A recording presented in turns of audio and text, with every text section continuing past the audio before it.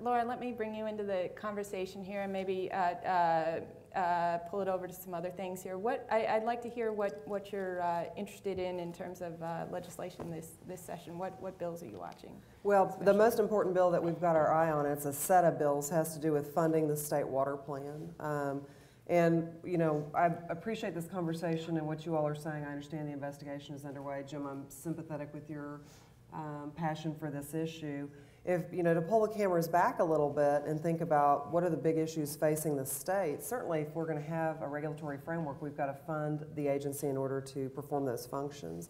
But if you're talking to an organization like mine, the Nature Conservancy, where we're thinking in terms of natural resource protection, there's just no doubt in my mind that the single biggest challenge we face as a state is making sure that we've got fresh, clean, available water supplies for cities that are growing by leaps and bounds, energy and industry that's growing to support those cities, and a very, very significant agricultural business in the state. And at the end of the day, we want to make sure that we provide those resources in such a way that keeps the rivers and streams and lakes and aquifers in Texas clean and productive and supporting healthy ecological systems.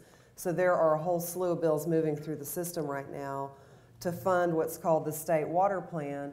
What I think is interesting about these bills, and by the way, we would not have imagined this a decade ago, is that of the $2 billion that is being created or taken from the rainy day fund, 20% of this is being dedicated to conservation and reuse. And our community of environmentalists and conservationists and those people that care about the protection of the natural resources of our state, we wouldn't have imagined that kind of investment even a decade ago. And in some of these bills, there's an additional 10%. Now, we're still talking about 20% of $2 billion and an additional 10% of $2 billion that would fund rural projects, but also, interestingly, agricultural conservation. And I just want to say that, you know, if you're looking at the biggest block of water use in the state of Texas, it is agricultural water use. And so I think it's really significant that we've got a block of money that could be allocated to finding ways to make that the most efficient use of water that we have in the state.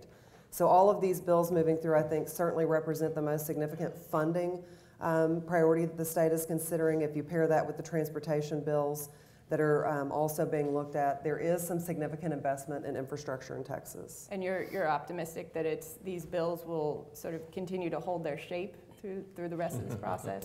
Well, I am an optimist, but there's still a little over a month left. I'm actually optimistic because I see that, at least on the water bills, it's not just money moving through the system, because that would not be as interesting to us, because the state water plan is an infrastructure plan. What I like about it is that it is taking into consideration and it's funding policy priorities that recognize we're not just going to build our way out of this. We're going to have to look at the number one, you know, most effective, cheapest strategy of them all is going to be conservation. We're going to have to look at how we're going to handle conservation in growing cities and in energy and industry and in agriculture. Nobody gets off the hook. So I do like the policy, and I think the shape of the policy is going to stay intact.